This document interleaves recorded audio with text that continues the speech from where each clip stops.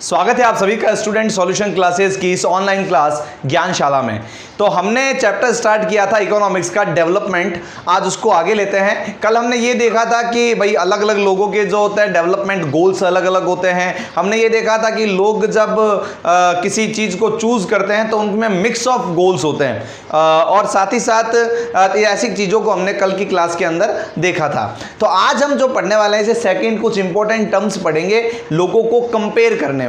देखिए कि when we compare different things, जब हम किसी दो अलग अलग चीजों को कंपेयर करते हैं तो उनमें जरूर कुछ ना कुछ सिमिलरिटीज होती है और वहीं कुछ ना कुछ क्या होती है, उनमें डिफरेंस भी होते हैं।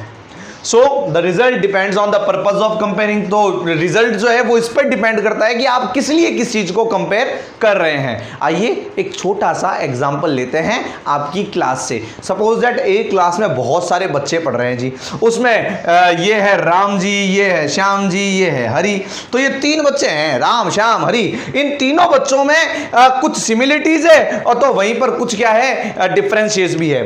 ये एक बच्चा है जो भैया बड़ा ही उद्यमी किस्म का रहता, बड़ा सीन शॉर्ट के अंदर है, पर पढ़ने में क्या है, होशियार है। वही एक भोला सा दिखने वाला बच्चा जो है वो अच्छा दिखने लगा, लेकिन हो सकता है कि वो पढ़ने में इतना अच्छा ना हो। ये और साथ ही साथ ये जो है ये इनके जैसे ही हैं, लेकिन पढ़ने में मीडियम है, ना तो ज्यादा अच्छे हैं ना ज्यादा बुरे हैं। अगर मैं इसको देखूं इनकी हाइट के आधार पर, तो ये जो है हरि जो है वो इनसे हाइट में छोटा है।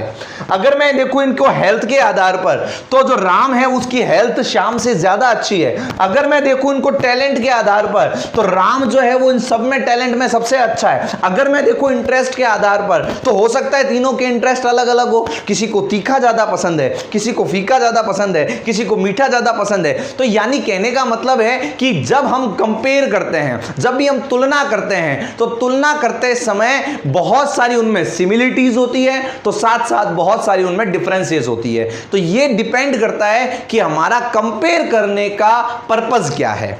तो सबसे पहले आप इसका स्क्रीनशॉट ले लीजिए, अच्छे से इसको समझ लीजिए। आइए अब आगे देखते हैं कि जब हमने ये देखा कि अगर हम एक सामान्य सा कंपैरिजन लेकर चलते हैं, एक सामान्य सी अगर तुलना लेकर चलते हैं, तो हमें कितने सारी चीज़ों को देखना पड़ता है। तो अगर हम देशों के बारे में बात करते हैं, तो जब दो देशों को आपस में कंपेयर किया जाता है, दो देशों की आपस में तुलना की जाती है, तो वहां पर जो मोस्टफुली जो चीज है वो है इनकम।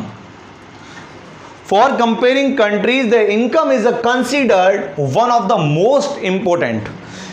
इनकम जो है वो एक बहुत महत्वपूर्ण साधन है दो देशों की तुलना करने के लिए। ऐसे देखिए, दो देशों की तुलना करने के लिए 5 मूलभूत साधन यानी रोटी, कपड़ा, मकान, शिक्षा और चिकित्सा, ये भी महत्वपूर्ण है। परंतु पहले अगर इन दो ऊपरी रूप से अगर तुलना करें तो इनकम एक बहुत बड़ा साधन है। उसी आधार पर कोई देश डेवलप्ड कंट्री और कोई अंडर डेवलप्ड और कोई डेवलपिंग कंट्री कहलाती है।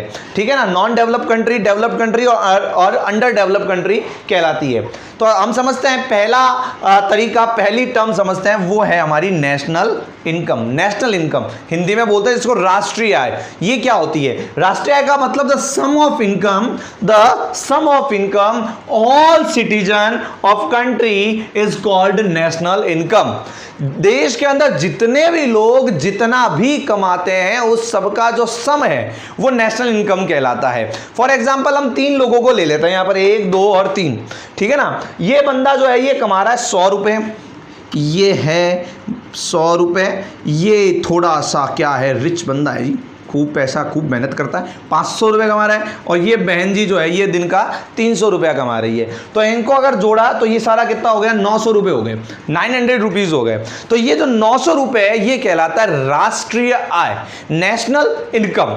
वहीं पर अगर हम इनकी देखें पर कैपिटा इनकम, दूसरा जो है अपने पास एट्रीब्यूट आता है, दूसरी जो तरीका है वो ये है पर कैपिटा इनकम, प्रति व्यक्ति आय। इसे हम एवरेज इनकम भी कहते हैं। फॉर्मूला क्या है, नेशनल इनकम में ये डिवाइड लगाओ टोटल पॉपुलेशन ऑफ कंट्री। हम मान लेते हैं कंट्री में 3 ही बंदे हैं, तो नेशनल इनकम हमने कितनी मानी, 900। 900 में 3 का भाग लगाया तो कितना आ गया, 300। यानी कि यहां पर आपके पास एवरेज इनकम जो कितनी आ गई, 300।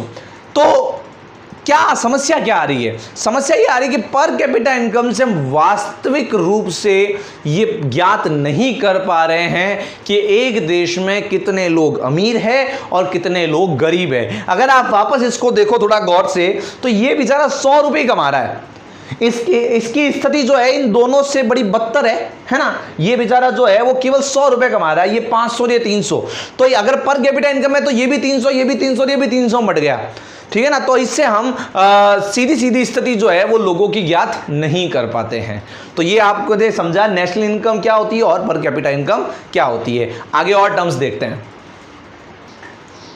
आइए कुछ और टर्म्स के बारे में यहां पर बात करते हैं। पहली टर्म्स लेते हैं जीडीपी। बहुत बार क्वेश्चन आया हुआ है जीडीपी के बारे में। What is the GDP? The sum of all goods and service produce within a country. मतलब एक देश के अंदर जितने भी गुड्स और सर्विस जो है उनको एक साल के अंदर अगर देखा जाए तो वो सारा क्या कहलाएगा? आपके जीडीपी कहलाएगा। Sum of all goods and service produce within a country in an accounting year. एक साल के अंदर पूरे देश के अंदर जितने भी गुड्स और सर्विस हुए हैं इन्हें हम क्या कहेंगे? जीडीपी कहेंगे, ग्रॉस डोमेस्टिक प्रोडक्ट। जीडीपी के अंदर अगर हम इंपोर्ट और एक्सपोर्ट को अगर और जोड़ देते हैं तो वो बन जाता है बच्चों जीएनपी, ग्रॉस नेशनल प्रोडक्ट, ठीक है ना। तो जीडीपी है, जीडीपी के अंदर जितना हमने इंपोर्ट किया, जितना एक्सपोर्ट किया, उसको अगर जोड़ देते हैं तो वो कहलाता है जीएनपी। एक तीसरी टर्म समझते हैं लिटरेसी रेट। देखिए दो शब्द आते हैं, एक होता है एजुकेटेड और दूसरा होता है लिटरेट। समझना है इसको। एजुकेटेड जो है उसमें और लिटरेट में क्या फर्क है? निरक्षर लिटरेट वो है जो पढ़ना और लिखना, इलिटरेट वो है जो पढ़ना और लिखना भी नहीं जानता है। लिटरेट का मतलब एक सामान्य सी बात है कि एक बंदा जो पढ़ना जानता है और लिखना जानता है वो लिटरेट कहलाएगा, वो साक्षर कहलाएगा। तो लिटरेसी रेट क्या है कि 7 साल का जो बच्चा है, 7 साल या उससे बड़ा जो बच्चा है वो पढ़ना और लिखना कितना जानता है उसे हम लिटरेट कहते हैं। तो एक प्रकार से हम कह सकते हैं कि टोटल पॉपुलेशन में से 7 साल या उससे अधिक के बच्चे जो पढ़ना और लिखना जानते हैं उसे हम लिटरेसी रेट के अंदर शामिल करते हैं, लिटरेसी रेट के अंदर शामिल करेंगे। तो ये आप पूरा देख लीजिए। देखिए अब 2 टर्म्स और देख लेते हैं, 2 संस्थाएं देखते हैं।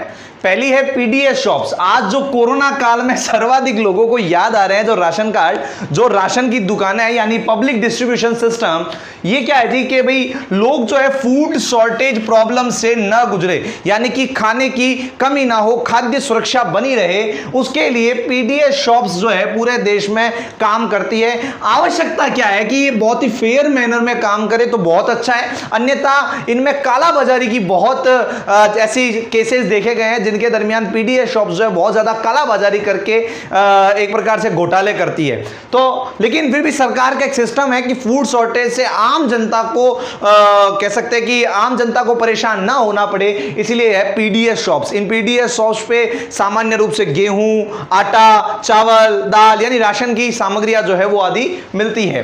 फिर अगला है आपके एक संस्था है बड़ी UNDP. UNDP United National Development Programme, ये जो है आपके प्रत्येक साल एक रिपोर्ट पेश करते हैं जिसका नाम है HDR, human development report.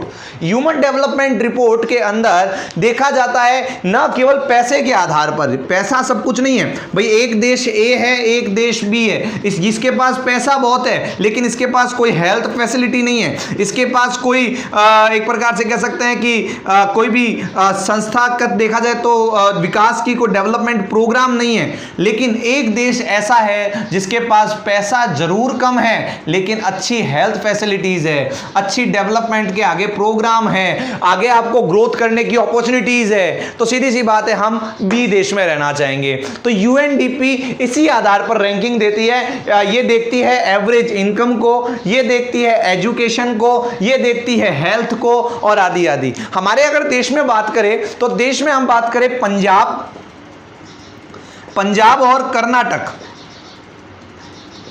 Punjab और कर्नाटक की अगर बात करें तो पंजाब जो है उसमें पैसे की कोई कमी नहीं है, इतनी फसलें होती है कि पैसा बहुत ज़्यादा है। लेकिन अगर हम बात और उस आधार पर अगर देखें, पैसे के आधार पर तुलना करें, तो पंजाब जो है वो कर्नाटक से बहुत अच्छी स्थिति में है, केरल से बहुत अच्छी स्थिति में। केरल की अगर बात करें तो, कर्नाटक और केरल की अगर बात करें तो उनसे पंजाब बहुत अच्छी स्थिति में। लेकिन पंजाब में एजुकेशन अच्छी नहीं है, लिटरेसी रेट कमजोर।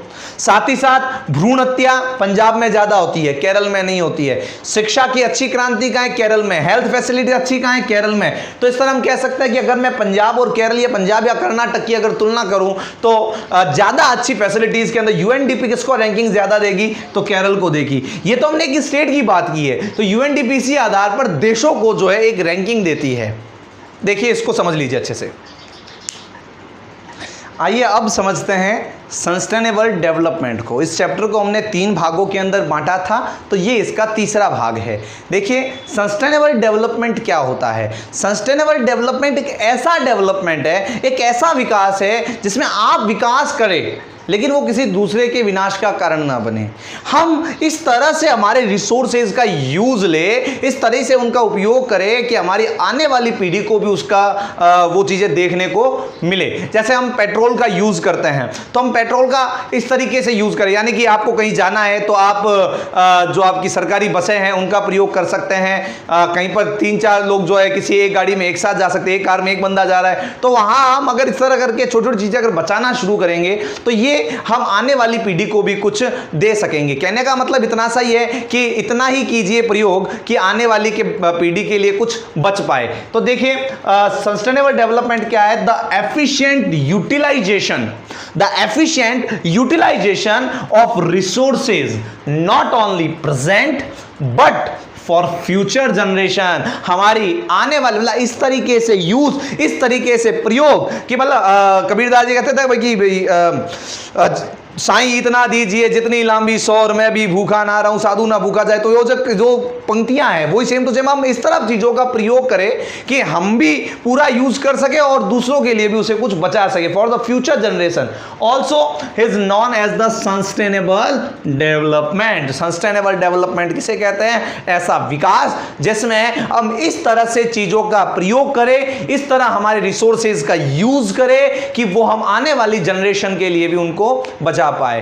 तो आशा करता हूं कि आपको ये चैप्टर यहां पर कंप्लीट हो चुका है। डेवलपमेंट का हमने पूरा चैप्टर 2 ही दिन में कंप्लीट कर लिया, तो ये यहां तक कंप्लीट होता है। और भी इससे रिलेटेड जो क्वेश्चंस है उसको हम सीरीज आगे देख लेंगे, किस तरह के क्वेश्चन इसमें और बन सकते हैं। तो आशा करूंगा कि आपको ये पूरा चैप्टर समझ में आया होगा। तो वीडियो को पूरा एंड तक आपने देखा है, लाइक कीजिए, शेयर कीजिए, सब्सक्राइब कीजिए, पढ़ते रहिए, सीखते रहिए।